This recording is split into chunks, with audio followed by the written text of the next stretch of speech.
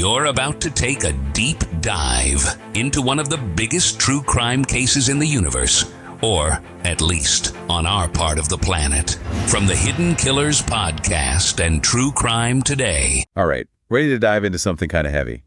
This one's really unsettling, the Lucy Letby case. Yeah, this case, it's about a British neonatal nurse convicted of murdering 7 infants and the attempted murder of 6 others. Really sent shockwaves, you know? It's just unbelievable. And we've got a lot to unpack, right? You gave us excerpts from her Wikipedia page. So we've got a picture of her life, her career, all that. And we've got that Daily Mail article, too. It really focuses on the inquiry, the one that's still going on. Right. Trying to get to the bottom of it all. So 2 different angles on the same story. Letby's life, the evidence, and then what went wrong at the hospital. Exactly. 2 sides of the same coin, sort of. And weaving those together, it lets us really dig deep. Before we get into, the really awful stuff, let's set the scene. What do we know about Letby before all of this? So from what the Wikipedia article says, she had a pretty normal life before becoming a nurse. Grew up in Hereford, England, pretty standard. And apparently she wanted to be a nurse from a young age. It's almost hard to believe now, knowing what we know. Right. It's that whole thing. How can someone who seemingly dedicated their life to caring for babies, how does that same person? It's a big question, isn't it? Anyway, the Wikipedia article, it goes on about her education, University of Chester, all that, different training placements. She even spent some time at the Liverpool Women's Hospital. And eventually, she ends up at the Countess of Chester Hospital, specializing in neonatal care, of course. She even got a whole Bachelor of Science in nursing, focusing on kids. So she really went all in on caring for the most vulnerable patients, which makes it all the more disturbing when things started to go wrong. When did those red flags pop up? Well, both sources kind of point to 2015, a very noticeable, actually, let's be honest, a shocking increase in infant deaths. And collapses, too, all within that neonatal unit. At the Countess of Chester, right, where she was working. Yes.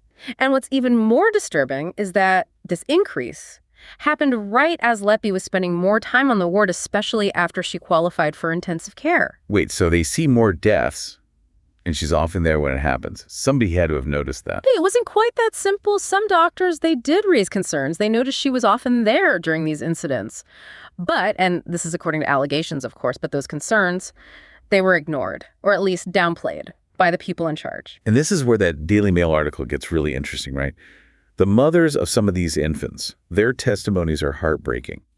They claim the hospital bosses, they were more worried about the hospital's reputation than the safety of the patients. That's exactly what the article is saying. They claim the hospital leadership, they were afraid of the fallout, the damage to their image. So allegedly, they put their own interests ahead of those babies. There's this one line, it's a direct quote from the article, "From the mother of child I don't help." That's one of the babies Letby was convicted of murdering. It's gut-wrenching. She says, babies died because someone in an office being paid hundreds of thousands of pounds didn't want the hospital to look bad. It's powerful, and it gets to the heart of it, right? Because it's not just the horrific acts themselves. Yeah. It's that alleged disregard. People in power seemingly turning a blind eye. It's almost too much to process. So while the hospital's in denial, these deaths, these collapses, they keep happening. What finally leads to Letby's arrest? Well, her own behavior starts to raise red flags, particularly her, unusual interest in the deaths of these infants. Unusual how? For example, investigators found out she sent a sympathy card to the parents of child the first, the baby who died. And get this, she kept a photo of the card on her phone. Okay, yeah. That's not right. Even if you try to be understanding, that's strange. And it doesn't stop there. They found evidence she was looking up the families of multiple victims on Facebook, sometimes even on the anniversaries of the baby's deaths. Oh, God. That's chilling. What could possibly explain that? It's bizarre, right? But it gets even worse. They searched her home and found notes, handwritten by Letby herself. And the prosecution, they said these notes were incriminating. One of them even said, "I am evil, I did this." Oh, wow. That's, what else could you even say to that? Did she try to explain those notes away? She did. Her defense team, they said those notes, they were written when she was really stressed out, during a period of mental turmoil, not a confession, they argued. And you can see how that might be a factor. She was the focus of a huge investigation under immense pressure. Right, but wouldn't that same pressure, if she were guilty, make her more likely to confess? That's the thing about evidence. It's all about interpretation, isn't it? The jury, they had to decide what was more likely. And it wasn't just the notes. The investigation also found she had a habit of taking home sensitive medical documents from the hospital. Wait, she was taking potential evidence home with her? It seems that way. The Wikipedia article says she claimed she just forgot to throw them away. Forgot she had confidential medical records just lying around her house. Come on. Yeah, that's a tough one to believe. And ultimately, the jury didn't buy it. That explanation, her denying the notes were a confession, none of it seemed to work. Sounds like the evidence was stacking up against her. But how did they connect her to what actually happened medically? Did they actually prove she was harming the infants? That's where it gets really complicated. We have to get into some medical stuff here. The prosecution, they leaned heavily on the blood tests. They showed that some babies had really high levels of insulin in their system, way higher than normal. And that's what they used to paint Letby as the only one who could have done it. So hold on, just to be clear, we're talking about insulin, right? Yeah. Like what people with diabetes use. Yeah, exactly. It's a hormone, regulates blood sugar. But giving it to a baby, especially a newborn, that could be really dangerous, couldn't it? Oh, absolutely. I mean, they do sometimes use it in neonatal care for newborns with blood sugar problems, especially premature babies. Yeah. But the dosage, it has to be exact. I bet. Even a tiny bit too much. Big trouble. Seizures, brain damage, even death. It's serious stuff. So finding those high insulin levels, that's what made them suspect foul play. But you mentioned earlier it might not be so simple. Right. And this is where the stuff that happened after the trial, the commentary and analysis, it gets really important. The Wikipedia article sums it up well. Several medical experts, they've raised concerns. They think the tests were wrong. Not that they were wrong, but the interpretation, maybe. They agreed the insulin levels were high.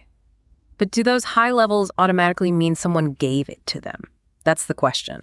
I see. So maybe something else was going on medically and it just looked like someone gave them insulin. Exactly. Other conditions, complications, they can cause similar test results. It's not always so cut and dry. So it's not a smoking gun, even though at first glance it seems like it is. Yeah. What other medical findings did they have? Well, some of the babies, they had air in their blood. Air embolism, it's called. Air in their blood. How does that even... The prosecution argued Letby injected it deliberately. Another way to harm them, they said. That's awful. But again, knowing what you've said so far, I'm guessing there were questions about this too. Yep. Some of the experts who looked at the records after the trial, they're skeptical. They say the way they diagnosed these air embolisms, it wasn't very reliable. They relied on skin discoloration, apparently, Right. which isn't always accurate. So we've got iffy evidence on the insulin, questions about the air embolisms, and on top of all that, the hospital was ignoring everyone's concerns. It's messy, right? Like trying to untangle a huge knot. And it gets even more complicated. There's the statistical evidence. Statistics, like math. Yeah, the prosecution, they had this chart. Yeah. Showed how Letby was the only nurse on duty for a lot of the deaths and collapses. Oh. Way more than you'd expect, statistically speaking. So they're saying it was too much of a coincidence she was always there. Exactly. That was their argument. But here's the thing. A lot of statisticians, and the Wikipedia article talks about this, they looked at that chart and they said, hang on a minute. See the chart? It only showed when Letby was there during an incident. It didn't show all the time she worked and nothing happened. So it made it look like she was always around when babies were dying, but really... But really, she could have just been working a lot of shifts overall, so potentially misleading those statistics. We've got potentially misleading statistics, medical evidence that's not so clear-cut, and a hospital that was more worried about their reputation than their patients. Even with a conviction, this doesn't seem like an open and shut case at all. It's really not. And that's where that Daily Mail article, with its focus on the inquiry, that's where things get really interesting. Right, the inquiry. I almost forgot. They're still looking into everything. What are they focusing on? One big thing is how the hospital responded or didn't respond to those early warnings. Did they try to downplay it all, sweep it under the rug to protect their image? It's almost unthinkable that they'd put their reputation ahead of those babies' lives. Yeah. But the Daily Mail article mentions something about doctors being silenced, right? Yeah, there were allegations. Doctors spoke up, raised concerns, and they were told to apologize to Letby even after she had been linked to multiple incidents. Apologize to her. That's crazy. Anything else the inquiry is looking into? Oh, yeah. The Daily Mail article goes into it. They're looking at everything. Staffing shortages. Apparently, it was really bad. High turnover, too. Lots of problems, it sounds like. So if they didn't have enough staff, could that have contributed to more babies dying? Just because of mistakes, being overworked, all of that? It's possible, and it's definitely something the inquiry is considering. Could be that those staffing issues, plus other problems, like they had hygiene issues, even sewage backups. It all created this environment where things could go wrong more easily. It's just tragic, if Yeah. that's true. But it does give some weight to the defense's argument that the hospital itself was a problem. It's a factor, for sure, but it's important to remember just because the hospital had problems doesn't mean Letby's innocent. Right, of course. It's just another layer of complexity in an already a complex case. Exactly. And here's another layer for you. This whole case, it stirred up a lot of debate even after the trial. The Wikipedia article even mentioned doubts about whether Letby's conviction was the right call. Wait, really? People are saying that? It's gaining traction. Medical professionals, statisticians, some big names even, they're speaking out. They're concerned about the evidence. Are they saying she's innocent? Not necessarily. It's more like, oh, let's not jump to conclusions here. They're saying there are too many questions. The statistics, the medical evidence, the hospital's behavior. It's not as clear-cut as it might seem. So even though there's a conviction, it's still an open question, in a way. In a way, yeah. And that's what makes the inquiry so important. They're taking their time, looking at everything carefully. How long will that take? When will they release their findings? It'll be a while yet. Several more months at least, maybe even into next year. It's a big job. And once they do, what happens? Could it change things legally? It could. If they find evidence of negligence, cover-ups, that sort of thing, there could be legal action against individuals or even the hospital itself. What would that even look like, going after a whole hospital? There's been talk about corporate manslaughter charges. Basically, did the hospital fail in its duty of care to those babies? Was their behavior so bad it was criminal? Wow. That's a whole other conversation. What about Letby? She's already been convicted. Can the inquiry really change things for her? It's unlikely they'd overturn her conviction, but any new information they find, it could help her lawyers if she appeals. Wait, if she appeals? She's already appealed, hasn't she? Yeah, her lawyers tried earlier this year. It didn't work. But it's not unusual to try again, especially if new evidence comes up. So this whole thing, it's far from over. Definitely not. So with all these questions still hanging in the air, what's the next step? The inquiry is still ongoing, right? Yes, the inquiry is meticulously examining all the available evidence, hearing testimonies, and piecing together exactly what happened at the Countess of Chester Hospital. It's a massive undertaking, and understandably so, given the gravity of the case. Do we have any idea when they might release their findings? It's expected to continue for several more months, possibly even into 2025. They want to be thorough, and that takes time. And what happens once the report is released? Could it lead to more legal action? It certainly could. If the inquiry uncovers evidence of negligence, malpractice, or a deliberate cover-up, it could absolutely trigger legal consequences.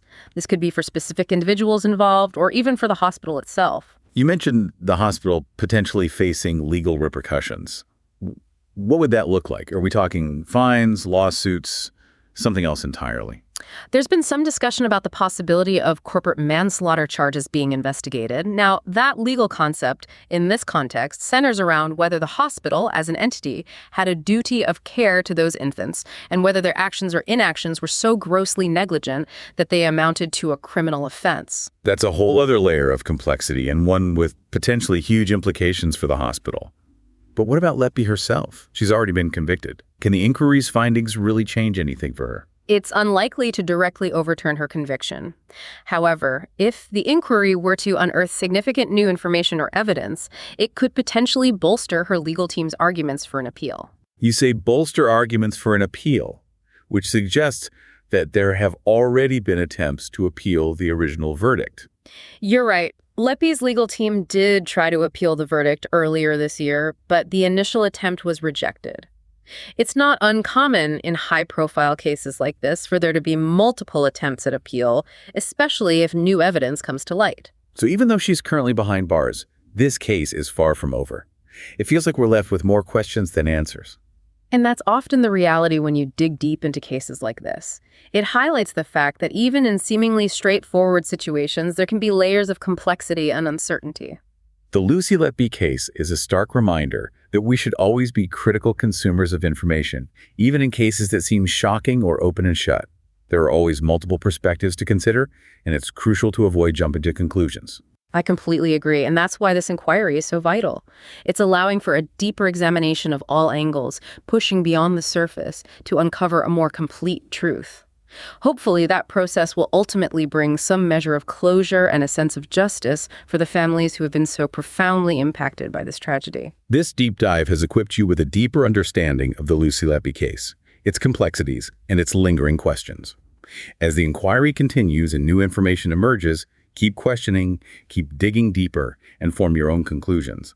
Because in cases like this, the search for truth is rarely simple or straightforward. In a world where the darkest secrets lie just beneath the surface, They said it was an accident, but the evidence says otherwise. where hidden killers roam unnoticed in the shadows. I think you would definitely be looking at a blend of toxic, very bad narcissistic personality traits, and they will be vengeful and possibly resort to violence. Join Tony Bruschi as he uncovers the truth behind the most chilling cases. They said it was an accident, but the evidence clearly says otherwise. Each episode, we dig deep into the minds of those who commit the unthinkable. To your point on narcissism, he thinks in his own mind how witty he is. Yeah. But he lost that jury. I was done with him in 2 minutes. From unsolved mysteries to infamous crimes. Geez, you've just talked about how you taught yourself how to do everything under the sun. I bet you did a YouTube video, how to best kill somebody with a knife. Hidden Killers with Tony Bruschi takes you where few dare to go. How does someone with such a dark secret go unnoticed for so long? With multiple new episodes every single day. We're not just telling stories, we're seeking justice. Listen now on Apple Podcasts or wherever you get your podcasts. Just search for Hidden Killers with Tony Bruschi.